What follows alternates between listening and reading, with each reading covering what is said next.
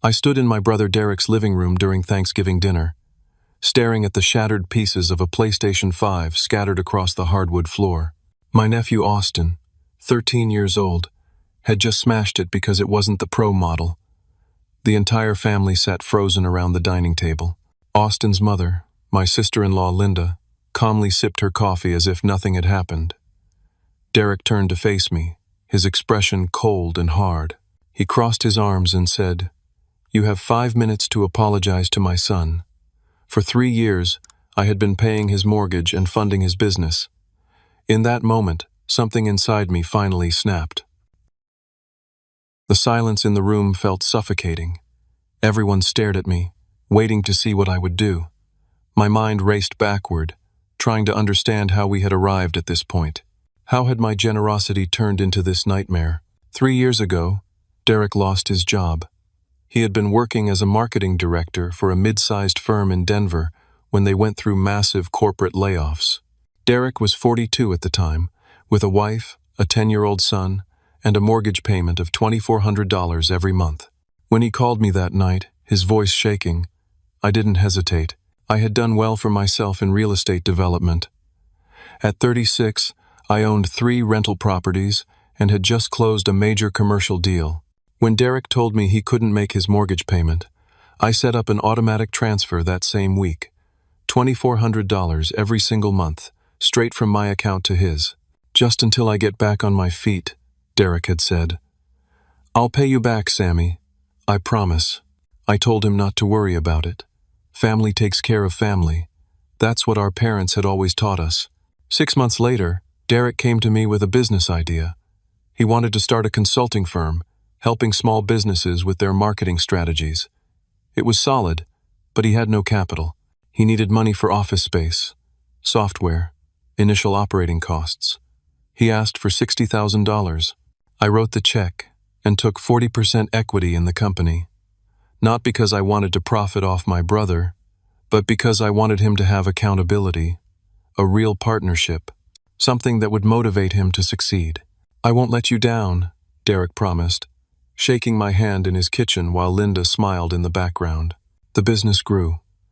Within a year, Derek was bringing in decent income, not enough to be wealthy, but enough to live comfortably. Enough, I thought, to start paying back some of what I had invested. But Derek never mentioned repayment. Every time I saw him at family dinners, he talked about new clients, expansion plans, and future growth. Never about settling debts. I never pushed. I told myself he was still building, still establishing himself. The mortgage payments continued, automatic and unquestioned. $86,400 over 36 months. I had tracked every payment, though I never mentioned it. But while Derek's business grew, something else was growing too. Austin's entitlement.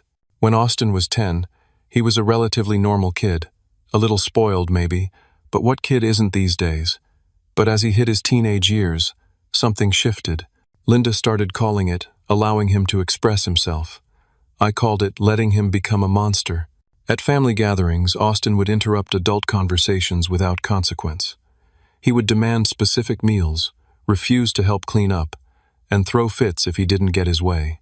Linda would smile indulgently and say things like, "He's developing his independence," or "We don't believe in forcing children to conform to arbitrary social rules." Derek backed her completely. When my mother gently suggested that maybe Austin should say please and thank you, Derek bristled. "We're raising him to have self-respect, Mom, not to perform politeness for others' comfort." I bit my tongue. It wasn't my kid, wasn't my place to interfere. But I noticed. I noticed how Austin never helped carry dishes to the kitchen. I noticed how he would sit at the table on his phone while everyone else cleaned up after meals. I noticed how he spoke to his grandmother with casual disrespect, and no one corrected him. 2 months ago, I bought Austin a PlayStation 5 for his 13th birthday. The console alone cost $500. I wrapped it carefully, wrote a heartfelt card about how proud I was watching him grow up, and presented it to him at his birthday party. Austin ripped open the wrapping paper, glanced at the box, and said, "Cool, that was it. No thank you. No hug." He grabbed the box, and disappeared into his room. Linda called after him. "What do we say, honey?" Austin's muffled voice came from upstairs. "Thanks, I guess." Linda turned to me and shrugged. "Teenagers, right?" I smiled tightly and said nothing, but something hardened inside me that day. Now, standing in Derek's living room with PlayStation pieces scattered across the floor, I understood what that hardness had been. It was my self-respect, finally calcifying, after years of being dissolved by misplaced loyalty. Derek tapped his phone screen. "I'm setting a timer. 5 minutes, Sammy. Apologize for embarrassing my son with the wrong gift, or leave my house." I looked at the timer counting down. 4 minutes and 38 seconds. 4 minutes and 37. 4 minutes and 36. "You want me to apologize?" I asked quietly. Derek nodded, his arms still crossed. Austin sat on the couch behind him, already back on his phone, completely unbothered by the destruction he had caused. Linda set down her coffee cup and looked at me with an expression I can only describe as patient expectation, like a teacher waiting for a slow student to understand a simple concept. "Sammy," she said in that sweet, condescending voice she used when explaining things to people she considered less enlightened, "you know Austin had his heart set on the Pro model. You hurt his feelings by getting him the regular version." I stared at her. "Did anyone think to tell me he wanted the Pro specifically?" Linda shrugged delicately. "You should have asked. You know how particular Austin is about things." My younger sister Monica, 28 and sitting at the far end of the table, finally spoke up. Her voice was quiet, tentative. "Maybe Austin should apologize for breaking it?" Derek's head snapped toward her. "Stay out of this, Monica. This is between me and Sammy." Monica shrank back in her chair, her cheeks flushing. I saw the hurt in her eyes and felt a surge of anger on her behalf. But what struck me even harder was the silence from the two people at the head of the table. My parents sat there, my mother staring at her plate, my father studying his hands. Neither of them said a word.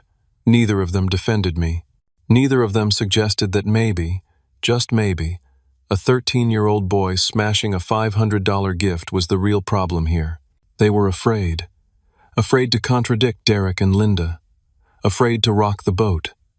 Afraid of conflict. And in that moment, I realized I was completely alone.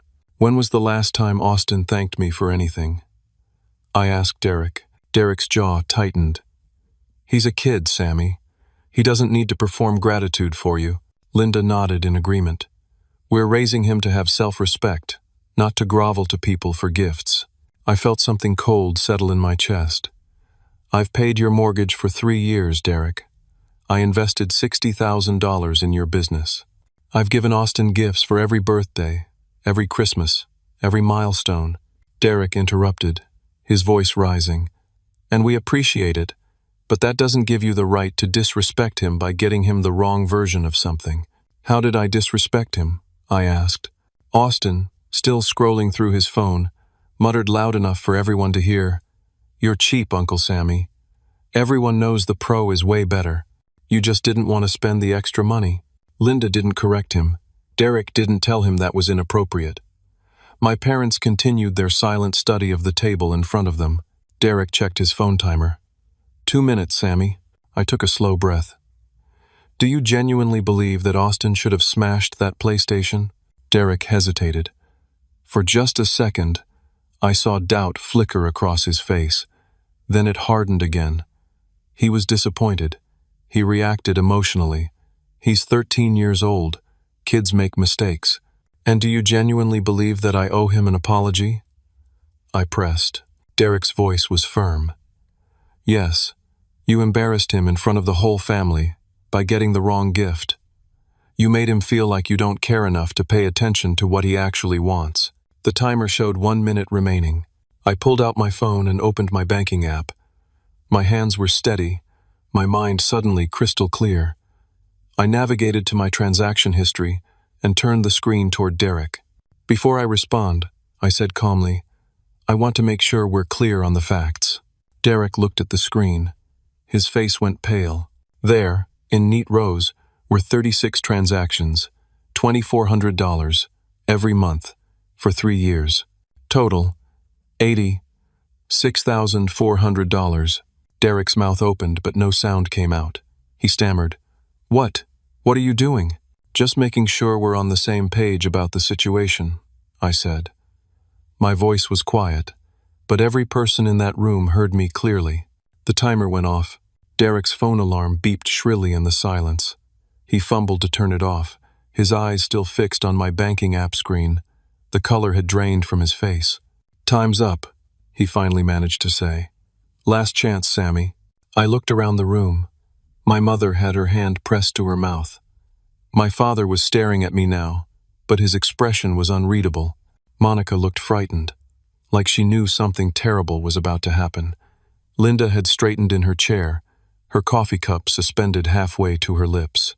Even Austin had looked up from his phone, finally sensing that something significant was unfolding. I stood up slowly, slipping my phone back into my pocket. My voice came out steady and calm, which surprised even me. I'm not apologizing. The room exploded. Derek's face flushed crimson. Then you need to leave my house. Right now. Your house? I repeated. Let's talk about that, Derek. I pulled my phone back out and opened my files. The mortgage on this house is in your name, but I've been making every single payment through automatic bank transfer. 36 months. Never missed one. Never late. Derek found his voice again. You offered to help. I didn't force you to do anything. You're absolutely right, I agreed. I offered to help, and now I'm unoffering. I tapped my screen several times, navigating through menus. Derek watched, his expression shifting from anger to confusion to dawning horror. What are you doing? He asked. Canceling the recurring payment, I said simply. I hit the final confirmation button. There. Done. Good luck making next month's payment on your own. Derek's eyes went wide. You can't do that. I just did, I replied. Linda shot to her feet, her chair scraping loudly against the floor. Her voice came out shrill and panicked. You can't abandon family like this. What kind of person are you? I turned to look at her directly. I'm not abandoning anyone, Linda. I'm simply stopping the subsidies. There's a difference.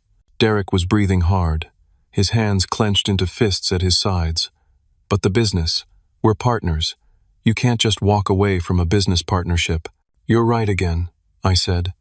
I had come prepared for this, some part of me knowing this confrontation was inevitable. I reached into the bag I'd brought with me and pulled out a folder. Inside were copies of our partnership agreement. I had reviewed these documents with my attorney 2 weeks ago, right after Austin's birthday party. Even then, I think I knew this was coming. I slid the papers across the table toward Derek. We are partners, and our partnership agreement includes a buyback clause. Either partner can exit with 30 days' notice. I'm exercising that clause right now. Derek grabbed the papers with shaking hands. His eyes scanned the document, landing on the valuation formula we'd agreed to 3 years ago. His face went from red to white. This says, his voice cracked. This says, I have to buy out your 40% at current market valuation. That's correct, I confirmed. Linda snatched the papers from Derek's hands. She read quickly, her lips moving. Then she looked up at me, genuine fear in her eyes now. This is $98,000. We don't have $98,000.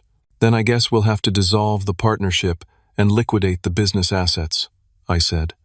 My tone was matter-of-fact, like we were discussing the weather. Derek's voice rose to a shout. You're destroying us over a stupid PlayStation? The words hung in the air. Even Austin flinched. I met Derek's eyes. No, Derek. I'm stopping my financial support because you demanded that I apologize to a child who destroyed a $500 gift and feels absolutely no remorse. Because you've spent 3 years taking my money while teaching your son that he's entitled to whatever he wants without gratitude or consequences. Because you just threatened to throw me out of your house. A house you can only afford because I've been paying for it. My voice remained eerily calm throughout this speech, which seemed to unnerve Derek more than if I had shouted. Linda was reading through the partnership papers again, searching desperately for a loophole. This can't be legal. You can't just destroy someone's livelihood because of a family argument. The agreement is completely legal, I said. We both signed it. We both had attorneys review it. And this isn't about a family argument. This is about respect, boundaries, and the fact that I've been enabling toxic behavior for 3 years. Austin finally spoke up from the couch, his voice smaller than usual. "Dad?" Derek ignored him, his attention fixed on me. He was clearly trying to think, trying to find an angle. "Sammy, come on. Let's talk about this like adults. Don't be rash." "I have been anything but rash," I replied. "I've been patient for 3 years. I've watched you take and take while never once saying thank you. I've watched you raise your son to believe the world owes him everything. I've watched my generosity get twisted into obligation, and I've stayed quiet because I thought that's what family did. But I was wrong." Monica made a small sound, almost like a sob. When I glanced at her, she was crying silently, tears running down her cheeks, but she was also nodding. My mother finally found her voice. "Sammy, honey." She reached across the table toward me. "Maybe you're overreacting. It's just money. Family is more important than money." I felt like someone had driven a knife into my chest. My own mother, taking Derek's side. Reducing 3 years of financial support, $86,000 in mortgage payments, $60,000 in business investment, to just money. 3 years ago, Derek lost his job. He had been working as a marketing director for a mid-sized firm in Denver when they went through massive corporate layoffs. Derek was 42 at the time, with a wife, a 10-year-old son, and a mortgage payment of $2,400 every month. When he called me that night, his voice shaking, I didn't hesitate. I looked at both of them, really looked at them, and I saw what I'd been blind to for years. They were afraid of Derek and Linda, afraid of conflict, afraid of losing access to their grandson. So they enabled the behavior, sacrificed me to keep the peace, and told themselves it was about family unity. "Just money," I repeated softly. "Right." I picked up my bag and walked toward the door. Behind me I heard Derek's voice, still trying to maintain control. "Where are you going? We're not done talking about this." I stopped at the door and turned back. "Actually, we are. You'll receive formal notice of partnership dissolution from my attorney within 48 hours. You have 30 days to either buy me out or agree to liquidation. If you do neither, I'll force a sale of all business assets." "You can't do this," Linda shrieked. "Watch me," I said, and I walked out. I sat in my car in Derek's driveway for a full minute before starting the engine. My hands gripped the steering wheel so hard my knuckles turned white. I expected to feel anger, or sadness, or regret. Instead, I felt something I hadn't experienced in years: relief. I drove home in silence, not even turning on the radio. The 20-minute drive gave me time to think, to process what had just happened. By the time I pulled into my garage, my phone was already buzzing with notifications. Derek had sent 6 text messages in rapid succession. "You're making a huge mistake. Come back here and we can talk this through like adults. You're going to regret this. I can't believe you're doing this to your own family. Mom and Dad are devastated." "Fine. Be that way. See if I care." My father nodded in agreement. "Your mother's right, son. You're being too harsh. Derek made a mistake, but you don't throw away family over a mistake." 10 minutes later, Linda started texting. Long paragraphs about how I was ruining Austin's childhood, traumatizing him, teaching him that family couldn't be trusted. She said I was being cruel and vindictive. She said Austin was crying in his room, devastated that his uncle hated him.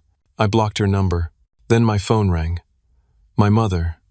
I stared at the screen until it went to voicemail.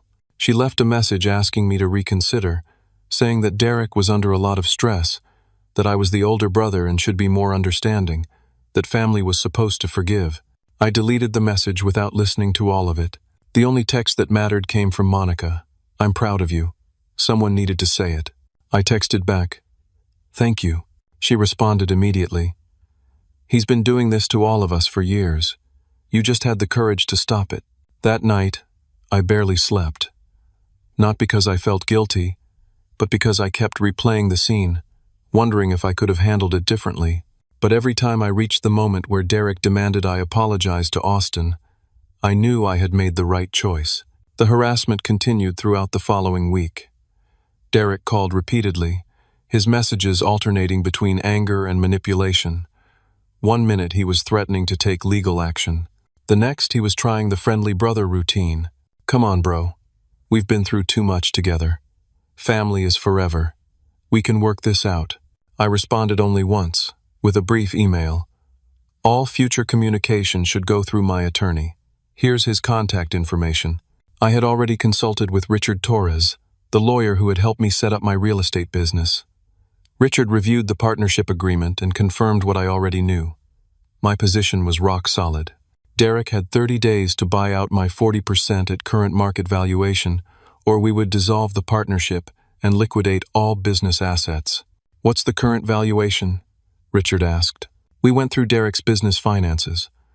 The company was worth approximately $245,000 based on revenue, client contracts, and physical assets. 40% of that was $98,000. Can he pay that?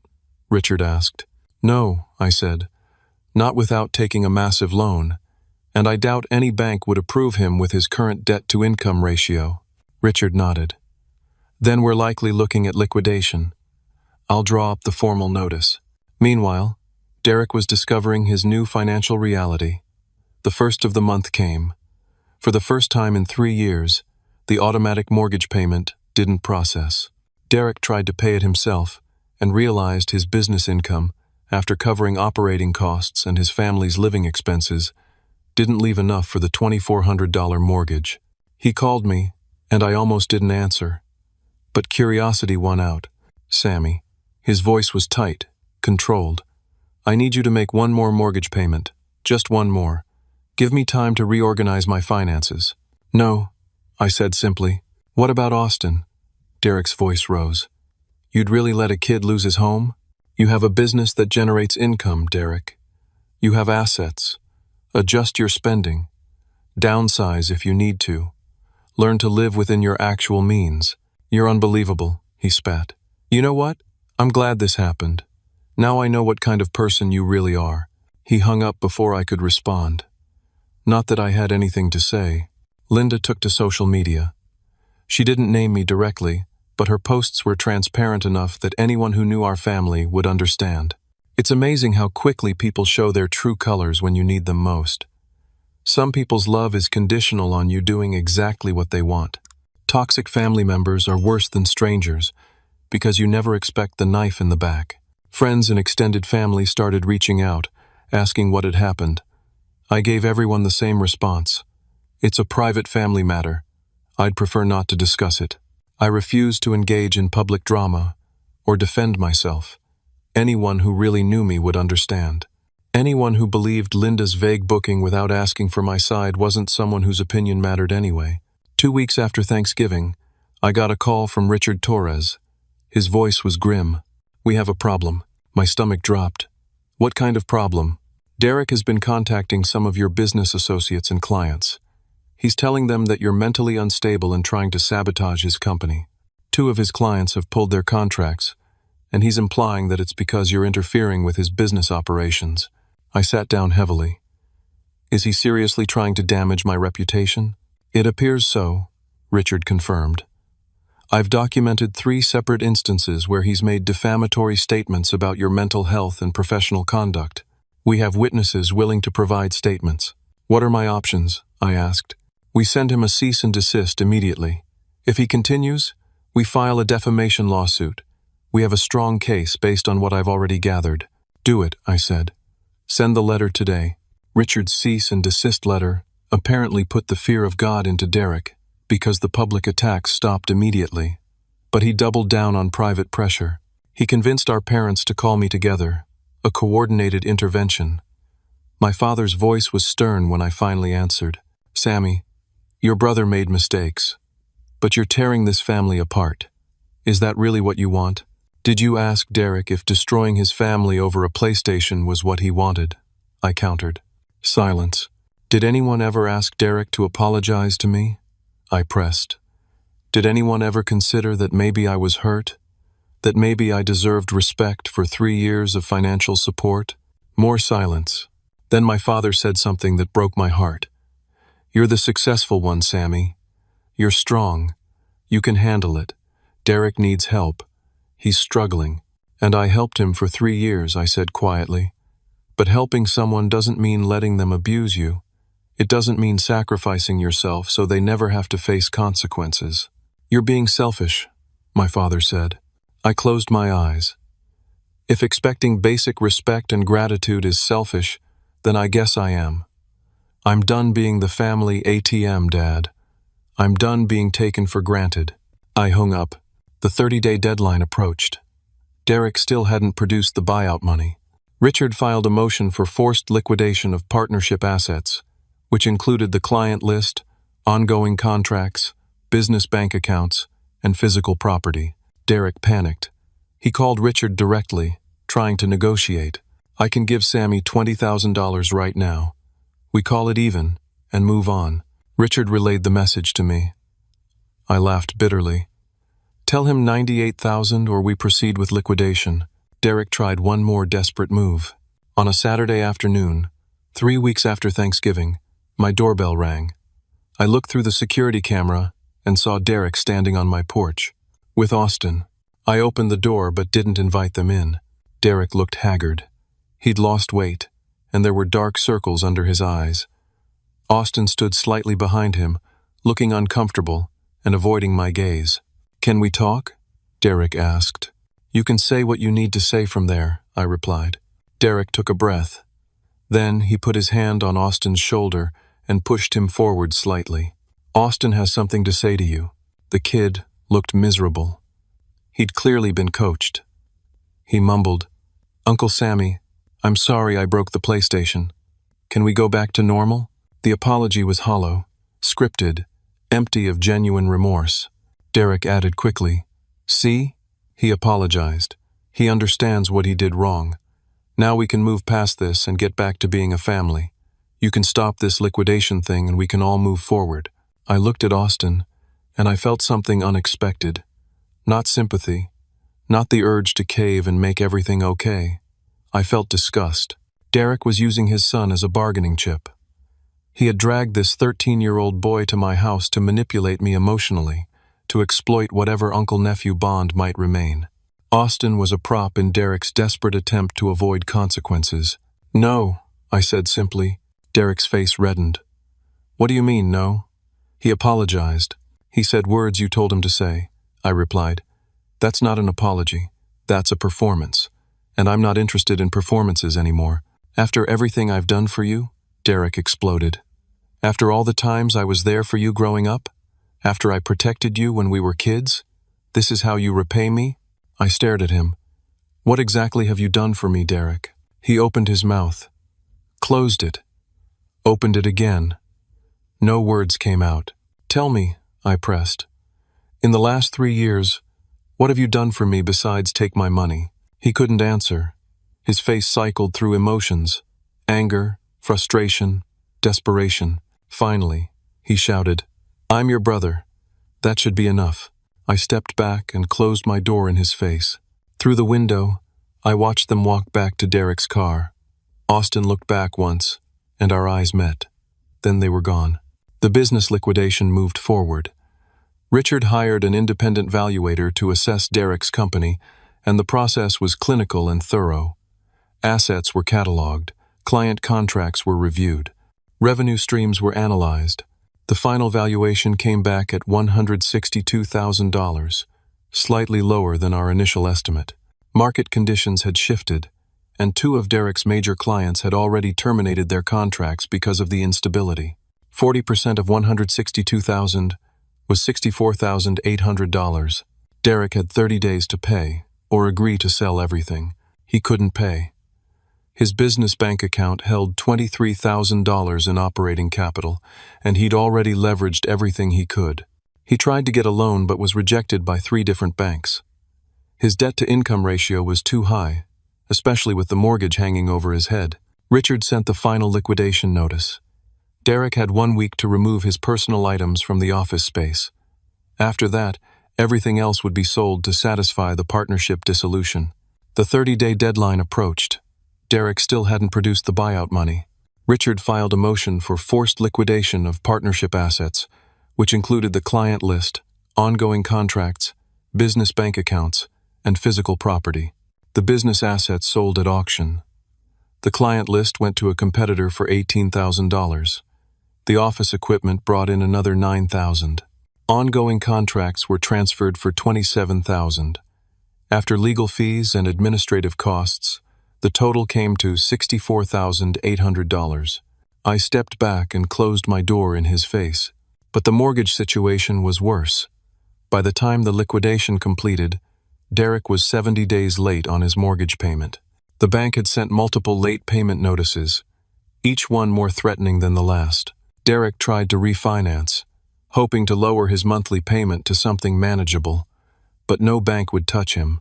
He was self-employed with unstable income, high debt, and now a history of late payments. The foreclosure notice arrived on a Tuesday afternoon. Monica called to tell me. She was crying. "They're losing the house," she said. "Derek just told Mom and Dad. They have 90 days to either catch up on payments or vacate." I felt a complex mix of emotions. Satisfaction that consequences were finally materializing. Guilt that it had come to this. Sadness for the family we used to be. "How's Derek handling it?" I asked. "He's destroyed," Monica said. "Linda's hysterical. They're fighting constantly, blaming each other, blaming you. Mom tried to lend them money, but Dad stopped her. He said they needed to learn to stand on their own." That surprised me. "Dad said that?" "I think he finally sees it," Monica said quietly. What Derek became. What they enabled. Derek and Linda listed the house for sale. In their neighborhood, homes were selling quickly, and they needed a fast sale to avoid foreclosure on their credit record. They priced it aggressively and had an offer within 2 weeks. After paying off the mortgage, they cleared $37,000. It wasn't nothing, but it wasn't enough to buy another house. They moved into a rental property on the south side of town, a 3-bedroom apartment, about half the size of their house. Rent was $1,600 a month, which was manageable, but the downgrade was stark. Austin had to change schools, leave his friends, adjust to a new neighborhood. For the first time in his life, he was facing real consequences. I heard about all of this through Monica. I didn't reach out to Derek, and he didn't contact me. We existed in a strange, painful silence. Then, about 6 weeks after they'd moved, something unexpected happened. I was at the grocery store on a Saturday morning, picking up coffee and eggs, when I turned the corner of an aisle and nearly ran into Austin. He was alone, pushing a cart with basic groceries. He looked different. Thinner, maybe, more subdued. He saw me and froze. I received a check. Derek's consulting business was effectively dead. "Uncle Sammy." "Austin," I replied neutrally. He glanced around, checking that we were alone. Then he looked at me with an expression I'd never seen on his face before. Shame. "I'm really sorry," he said. "Not because my dad made me say it, because I was a total jerk." I studied him carefully. This didn't feel rehearsed. His voice shook slightly, and he couldn't quite meet my eyes. "What changed?" I asked. Austin's jaw trembled. "Everything. We lost the house. I had to leave my school. My parents fight about money every single night. My dad barely talks anymore. My mom cries when she thinks I can't hear." He finally looked up at me, and his eyes were red-rimmed. I didn't understand that money was real. I thought it just appeared whenever people needed it. I didn't know my dad was only able to give me stuff because you were paying for everything. A tear ran down his cheek, and he wiped it away angrily. "My dad told me you were the bad guy, that you abandoned us when we needed you. But I'm not stupid. I know what I did. I destroyed something you spent $500 on because it wasn't exactly what I wanted, and I didn't even say thank you for the original gift." He took a shaky breath. Derek fought it at first, trying to file injunctions and procedural delays. But our original partnership agreement was airtight. He'd signed it willingly, with legal representation. There was no escape clause. I felt something crack in the armor I'd built around my heart. This kid, standing in a grocery store, finally understanding the weight of his actions. "You're 13, Austin," I said quietly. "You're still learning. What matters is what you do next." He nodded, wiping his face again. "I'm trying to be better. I got a job doing yard work for neighbors, $10 an hour. I'm saving up to pay you back for the PlayStation." You don't have to do that, I said. Yeah, I do, he insisted. It's going to take me a long time, but I need to. For me, not just for you. We stood there in the cereal aisle, this broken bridge between us still standing somehow. I should go, Austin said. My mom's waiting in the car. But I'm glad I ran into you. I've been wanting to say this for weeks. Take care of yourself, Austin, I said. He nodded and walked away, pushing his cart toward the checkout. I stood there for several minutes after he left, feeling something I hadn't felt in weeks. Hope, not for reconciliation necessarily, but for growth, for change. For the possibility that pain could teach rather than just destroy. My phone rang. Monica, you need to know something, she said without preamble. Mom had a health scare. She's okay, but she went to the ER last night with chest pains. My stomach dropped. What happened? Stress-induced cardiac symptoms. Not a heart attack, but the doctor said it was a warning. All this family drama is literally making her sick. I closed my eyes. How is she now? Resting at home. But Sammy, she's asking for a family meeting. She wants everyone together. She says we need to talk, really talk, before this destroys us all. I was quiet for a long moment. Stress-induced cardiac symptoms. Not a heart attack, but the doctor said it was a warning. All this family drama is literally making her sick. He already agreed. So did Dad and Linda. They're scared, Sammy. Mom's health scare shook everyone up. I took a deep breath. Okay, when and where? Tomorrow afternoon, 2 o'clock. There's a diner on Maple Street, neutral territory. Will you come? I thought about Austin in the grocery store, about my mother in the hospital, about 3 years of giving and taking and never really communicating. Yeah, I said. I'll be there. I arrived at the diner 15 minutes early. It was a small place, family-owned, with red vinyl booths and black and white checkered floors. I chose a large booth in the back corner and ordered coffee I didn't drink. Monica arrived next, sliding into the booth beside me. She squeezed my hand under the table. Thank you for coming, she whispered. How's Mom really doing? I asked. Scared, Monica admitted. The doctor told her she needs to reduce stress or she's at risk for a real cardiac event. Dad's been a mess. I think it finally hit him that this family might actually break apart permanently. My parents arrived together, my father's hand protectively on my mother's elbow. She looked frailer than I remembered, older somehow. When she saw me, tears filled her eyes. Sammy, she breathed. I stood and hugged her carefully. She felt small in my arms. I'm glad you're okay, Mom, I said sincerely. I'm sorry, she whispered into my shoulder. I'm so sorry. We sat down, my parents across from Monica and me. The waitress came by and everyone ordered coffee. We made awkward small talk about the weather, the diner's renovations, anything but the elephant in the room. Then Derek and Linda arrived. Derek looked worse than when he'd shown up at my house with Austin. His clothes hung looser, and his hair was graying at the temples. Linda wore no makeup, which I'd never seen before. Her usual polished appearance was gone, replaced by exhaustion. They slid into the booth next to my parents. For a long moment, nobody spoke. The silence was heavy, loaded with months of pain. Finally, Derek cleared his throat. When he spoke, his voice was hoarse. I need to say something first. We all looked at him. Derek's hands were shaking slightly as he placed them flat on the table. I took you for granted, Sammy.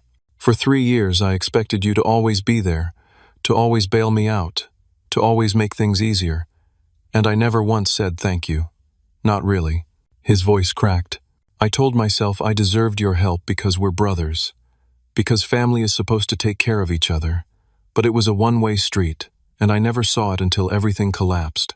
Linda spoke next, her voice thick with emotion. We raised Austin wrong. We thought we were giving him confidence and independence, but we were really just teaching him that he didn't have to respect anyone or be grateful for anything. She wiped her eyes. Watching him struggle now, seeing him work his first job and understand what money actually means, I realized we did him a terrible disservice. We were so afraid of crushing his spirit that we never taught him basic human decency. My mother reached across the table toward me, her hand trembling. Sammy, honey, I was a coward. I was so afraid of conflict, so afraid of losing my relationship with Derek and Austin, that I stayed silent when I should have spoken up. I chose the appearance of peace over actually protecting you. My father's voice was gruff with emotion. I assumed you were strong enough to handle it. You always seemed so capable, so successful. I didn't realize that everyone needs defending sometimes, even the strong ones, especially the strong ones. He met my eyes. I told myself it wasn't my place to interfere, that you boys were adults who could work it out yourselves, but that was wrong. A father should stand up for all his children, not pick sides based on who seems to need it more. Monica was crying silently beside me, her shoulders shaking. 3 years ago, Derek lost his job. He had been working as a marketing director for a mid-sized firm in Denver when they went through massive corporate layoffs. Derek was 42 at the time, with a wife, a 10-year-old son, and a mortgage payment of $2,400 every month. When he called me that night, his voice shaking, I didn't hesitate. I didn't cut you off to punish you, Derek. I cut you off because I had to. Because continuing the way we were was destroying me. Every time I paid your mortgage, every time Austin was rude and you made excuses, every time Linda explained away his behavior, I lost a little more respect for myself. I looked around the table. I loved helping you. I wanted to help you. But love without boundaries becomes enabling. And enabling toxic behavior isn't love at all. It's cowardice dressed up as kindness. Derek nodded, tears streaming down his face. I know that now. I know it because I'm living the consequences. We're in a small apartment. Linda's working retail for the first time in her life. Austin is mowing lawns to save money. And you know what? We're better for it. He looked at Linda, who nodded in agreement. We fight about money now, sure, Derek continued. But we're also talking, really talking, about priorities, about values, about what kind of family we want to be. Linda added, Austin's different. He helps with chores without being asked. He says please and thank you. Last week he made dinner for the family because Derek and I were both exhausted from work. The kid who smashed a PlayStation is learning to be a decent human being. Because he had to, I said quietly. Because you finally let him experience consequences. Yes, Linda agreed, her voice breaking. And I hate that it took losing our house for me to see it. I hate that we hurt you. I hate that we taught our son to be entitled and cruel. But we're trying to fix it now. We're really trying. My mother spoke again. Can we start over? Not pretend the past didn't happen, but actually start rebuilding from here, differently this time? I considered her words carefully. Around me sat my broken family. Derek, humbled and grieving his old life. Linda, stripped of her defenses and facing hard truths. My parents, finally understanding that peacekeeping isn't the same as peacemaking. Monica, who had been fighting her own battle with family expectations. I'm willing to rebuild, I said slowly. But it has to be different. It has to be equal, mutual respect, not me giving and you taking. Derek nodded eagerly. Yes, absolutely. I don't want your money, Sammy. I don't want you to fix things for me. I just want my brother back. I want to earn your respect again. That's going to take time, I said. I know, Derek replied. I'm willing to put in the time. We talked for 2 more hours. Really talked, in a way we never had before, about boundaries and expectations, about how families should function, about accountability and forgiveness and the difference between the two. When we finally left the diner, nothing was magically fixed, but something had shifted. A door had opened, just slightly. Derek asked if we could grab coffee sometime, just the 2 of us. I said maybe in a few weeks. He accepted that without argument.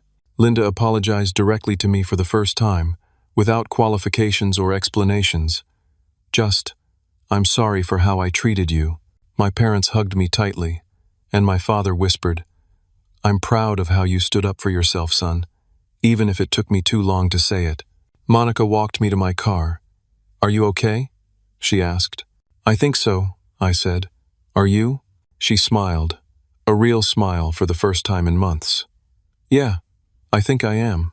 The weeks following the diner meeting were strange and tentative. Derek and I started texting occasionally. Nothing deep, just small exchanges. He'd send me a picture of a sunset. I'd respond with a thumbs up. Baby steps. Linda sent me a handwritten letter apologizing for her social media posts and her behavior. She included photos of Austin at his yard work job, mowing an elderly neighbor's lawn. The kid looked sunburned and tired, but genuinely happy. My parents invited me to Sunday dinner. Just them and Monica, no pressure. We ate my mother's pot roast and talked about safe topics. But it felt warmer than it had in years. Monica and I grew closer during this time. She confessed that she'd been planning her own exit from family obligations before everything exploded. Derek wasn't the only one taking advantage, she told me over coffee one afternoon. Mom and Dad always expected me to babysit Austin for free, to help Linda with errands, to drop everything whenever the family needed something. It was always, Monica can do it, she has time. Like my life didn't matter. Have you talked to them about it? I asked. I did, actually, she said with a small smile. After your whole showdown, I realized I needed to set boundaries too. I told them I'd be happy to help sometimes, but I needed advance notice and respect for my schedule. And you know what? They actually listened. Good for you, I said, meaning it. 6 weeks after the family meeting, Derek texted me asking if we could meet for coffee. Just him and me. I agreed, suggesting a neutral coffee shop downtown. We met on a Saturday morning. Derek arrived first and had already ordered my usual, a black coffee with 1 sugar. That small gesture, remembering my coffee preference, felt significant. We sat in uncomfortable silence for a few minutes. Then Derek pulled out a folder. I wanted to show you something, he said. Inside was a payment plan. Derek had restructured his entire financial life. He'd taken on freelance marketing work, side projects that brought in extra income. Linda had gotten promoted to shift supervisor at Target. They'd created a strict budget, and at the bottom of the spreadsheet was a line item, repayment to Sammy. I can't pay you back all at once, Derek said, but I can pay you $500 a month. It'll take years, but I'm going to do it. The mortgage payments, the business investment, all of it. I stared at the numbers. Derek, I don't need the money. I know, he said, but I need to pay it back. For me. So I can look at myself in the mirror and know I'm not that person anymore. The person who takes and never gives back. I felt something shift in my chest. This wasn't manipulation. This was genuine accountability. Okay, I said quietly. If it's important to you, I'll accept it. Derek's eyes filled with tears. Thank you.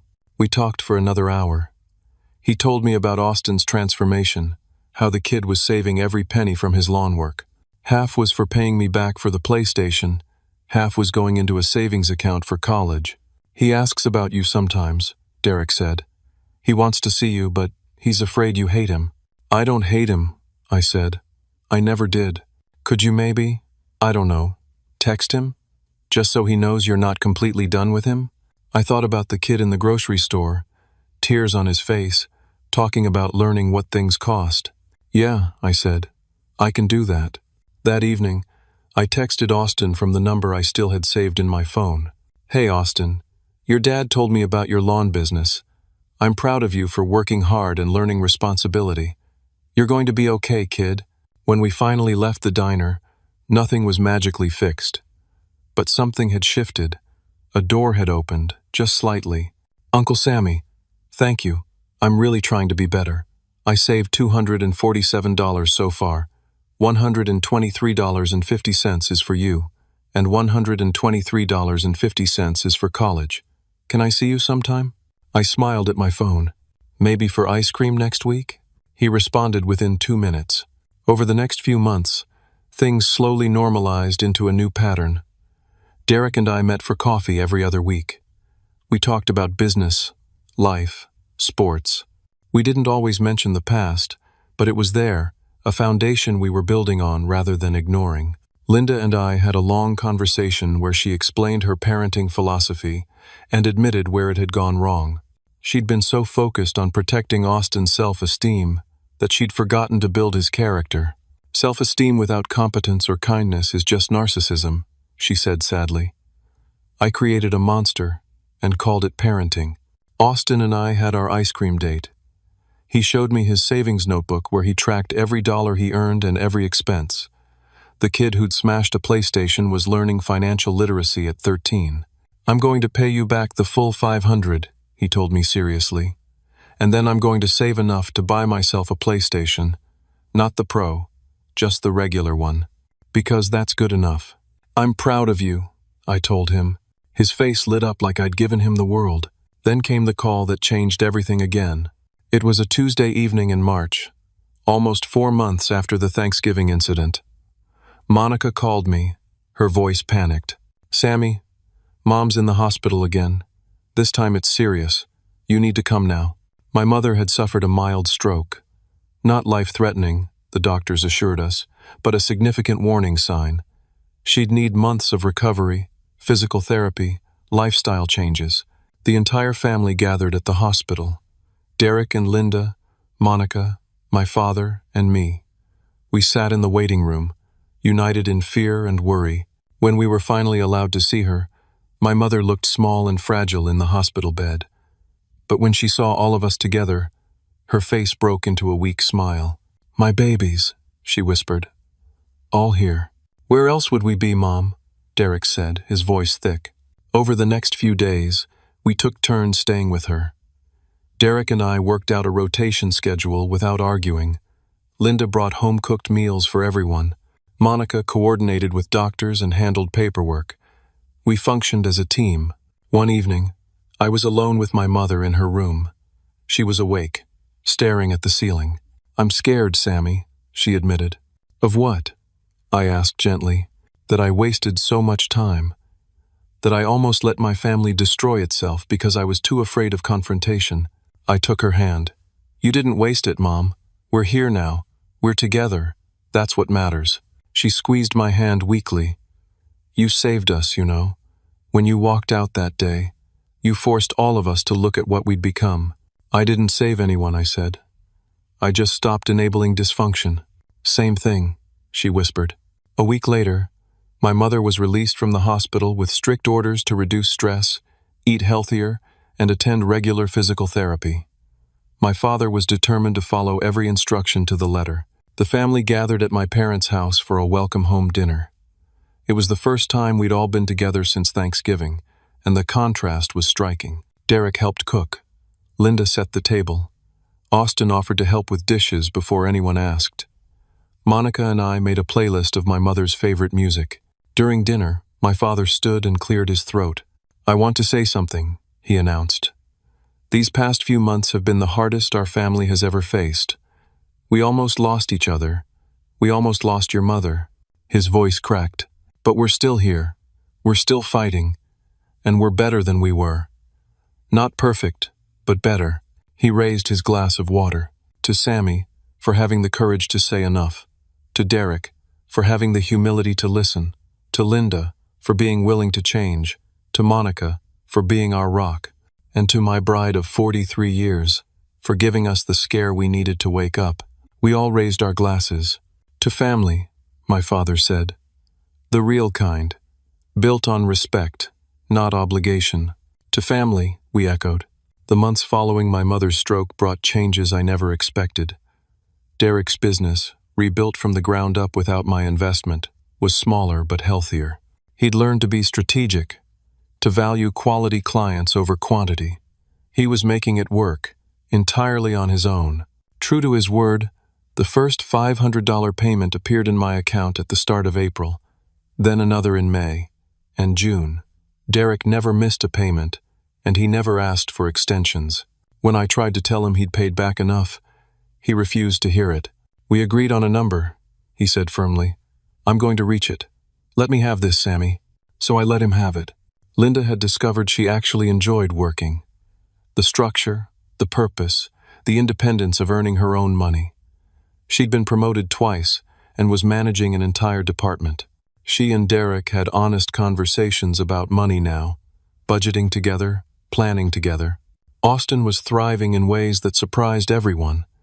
His yard work business had expanded to 8 regular clients. He'd saved over $1,000, and in May, he did something that made me cry. He showed up at my house on a Saturday morning with a box wrapped in plain brown paper. "I wanted to give you this in person," he said. Inside was a PlayStation 5, the regular edition, not the Pro. "I saved up and bought this myself," Austin explained.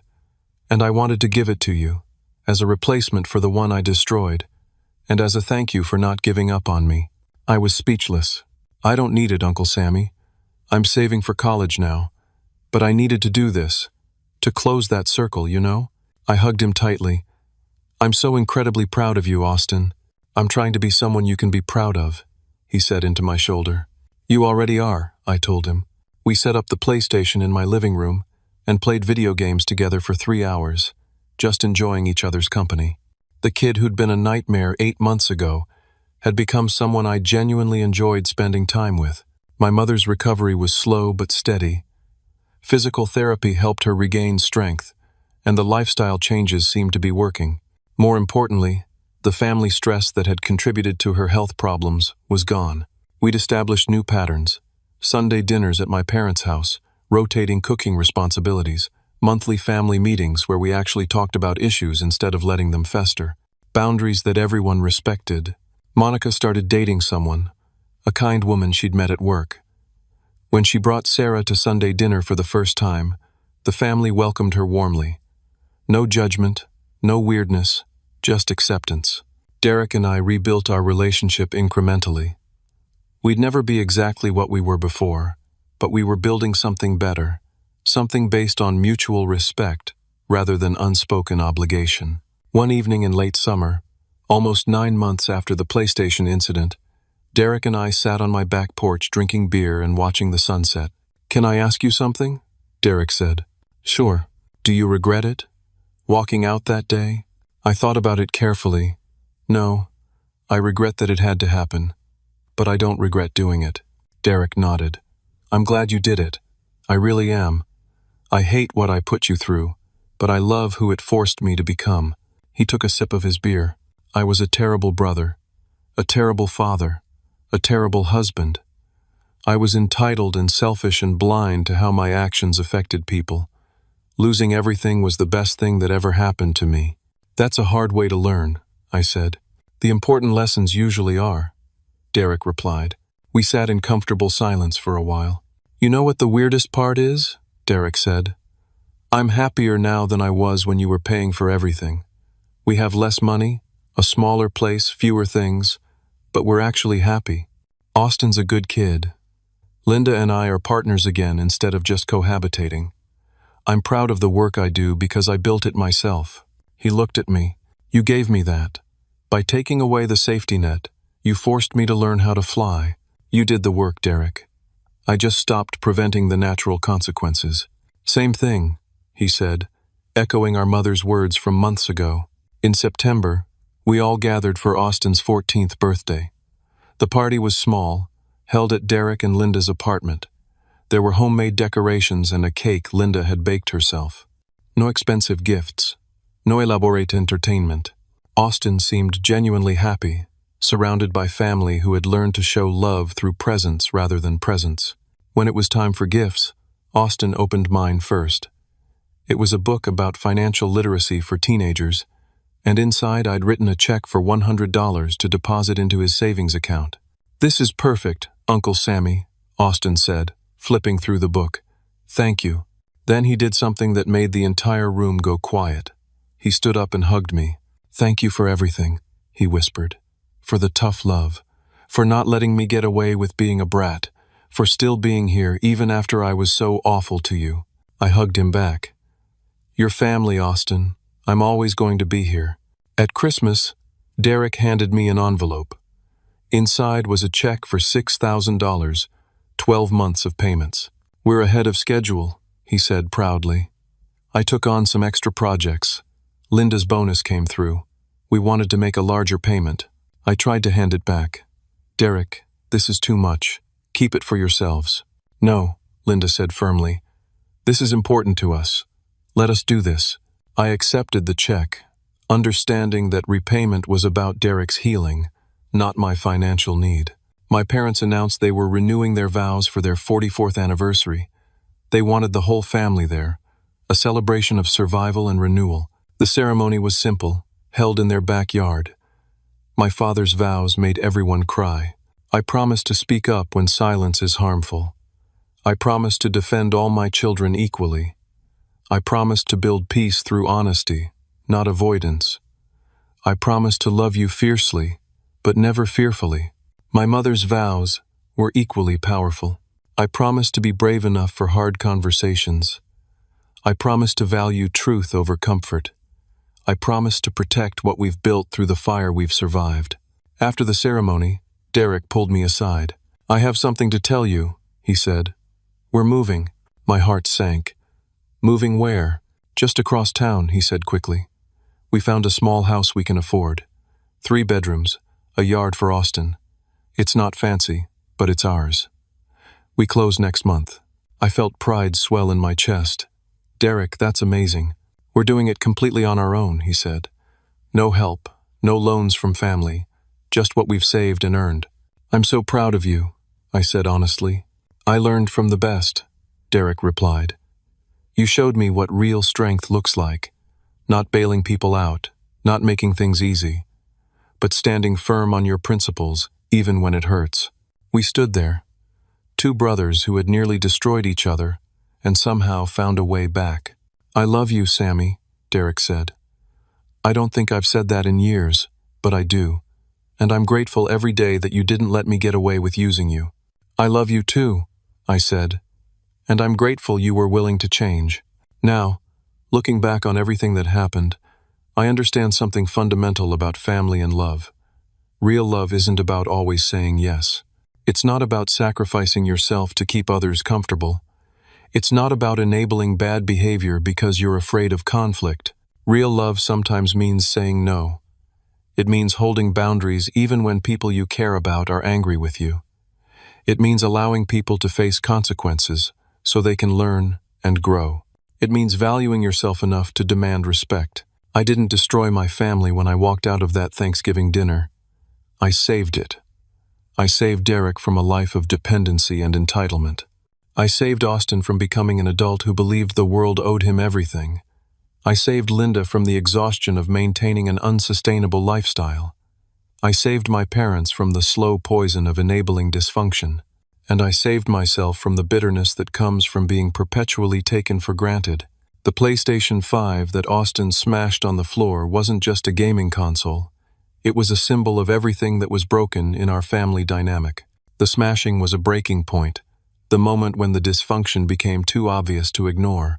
Sometimes things have to break completely before they can be rebuilt properly. Sometimes you have to tear down the rotted foundation before you can build something that will last. My brother and I are closer now than we've ever been. Not because I gave him money or fixed his problems, but because I respected him enough to let him fix himself. Austin is becoming a remarkable young man, not despite the hardship he's faced, but because of it. My parents are healthier, more honest, more present. And me? I learned that it's okay to value myself. It's okay to expect reciprocity in relationships. It's okay to walk away from people who treat you poorly, even if they're family, especially if they're family. Because family isn't about blood or obligation. It's about mutual respect, genuine care, and the willingness to grow together. It's about showing up for each other, not because you have to, but because you choose to. We chose each other again, after everything. But this time, we chose wisely, with boundaries, with respect, with the understanding that love without accountability is just codependency wearing a prettier name. That's the lesson I want to leave you with. Standing up for yourself doesn't make you selfish or cruel. Sometimes the most loving thing you can do for someone is to stop protecting them from the consequences of their actions. Sometimes you have to let people fall so they can learn to stand on their own. And sometimes, the family you save by walking away is the same family you return to, rebuilt and better than before. Monica and I grew closer during this time. She confessed that she'd been planning her own exit from family obligations before everything exploded. So here's my question for you. Have you ever had to set a difficult boundary with someone you love? Have you ever walked away from a relationship because staying was destroying you? How did it turn out? I'd love to hear your stories in the comments below. If this story resonated with you, please hit that like button. If you want to hear more stories about real-life challenges and the courage it takes to overcome them, subscribe to this channel. And if you know someone who needs to hear this message about boundaries and self-respect, please share this video with them. Thank you for listening to my story. I hope it helps you find the strength to stand up for yourself when you need it most. Remember, you teach people how to treat you. Make sure the lesson you're teaching is one you can live with. Take care of yourselves out there, and remember that sometimes the hardest choices lead to the best outcomes.